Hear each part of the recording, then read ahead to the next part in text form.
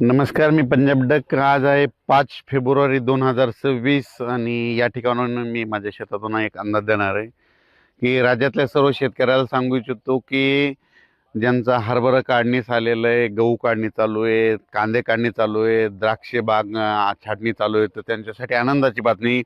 राज्यामध्ये सध्या तरी आता पावसाचं वातावरण नाही. राज्यात हवामान कोरडं राहणार आहे. फक्त आज आणि उद्याचे दिवस थोडं 6 फेब्रुवारीपर्यंत थोडं ढगाळ वातावरण राहणार आहे, फक्त अंदाज लक्ष यायचा. पण राज्यात मात्र आता हवामान कोरडं राहणार आहे. फक्त रात्रीची 11 वाजल्यापासून तर पहाटे 6 वाजेपर्यंत राज्यात थंडी राहणार आहे, म्हणून हा अंदाज सर्व शेतकऱ्यांनी लक्षात घ्यायचा. तंबाखू काढणाऱ्या शेतकऱ्याला सांगू इच्छितो की तुम्ही तुमचे तंबाखू काढू शकता, कारण की सध्या तरी आता पावसाचं वातावरण नाही. राज्यात उन्हाचा पारा 10 फेब्रुवारीपासून वाढत जाणार आहे, म्हणून हा अंदाज सर्व शेतकऱ्यांनी लक्षात घ्यायचा.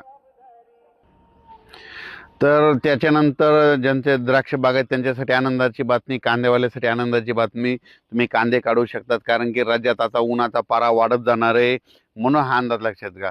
थोडं वातावरण ढगाळ असल्यामुळे दिवसा देखील थोडी धुळी देखील असणार आहे, धुकं देखील असणार आहे, म्हणून हे अंदाज लक्षात घ्यायचा. ज्यांचा गहू काढणी चालेला काढू शकता, तुरी देखील काढू शकता, हरभरा देखील काढणी चालू आहे त्यांनी काढू शकता, मका देखील बऱ्याच ठिकाणी वाळविणं चालू आहे त्यांनी देखील वाळू शकता, कारण की सध्यात आता हवामान कोरडं राहणार आहे, म्हणून हा अंदाज सर्व शेतकऱ्यांनी लक्षात घ्यायचा. म्हणजे सांगायचं झालं तर पूर्व विदर्भ, पश्चिम विदर्भ, दक्षिण महाराष्ट्र, उत्तर महाराष्ट्र, कोकण पट्टी, खानदेश, म्हणजे पाचही विभागामध्ये म्हणजे हवामान कोरडं होत जाणार आहे, म्हणून हा अंदाज लक्षात घ्यायचा.